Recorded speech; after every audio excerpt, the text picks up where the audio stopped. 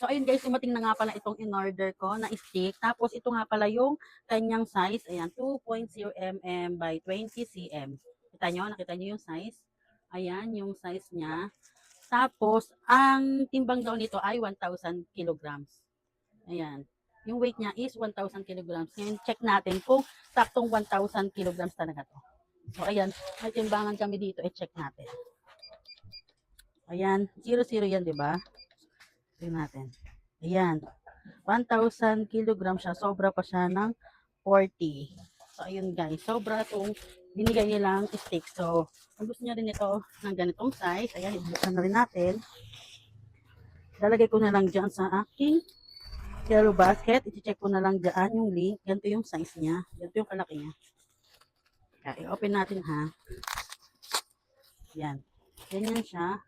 Ganyan siya kadami. Ganyan. Tapos yung stick niya, maninipis.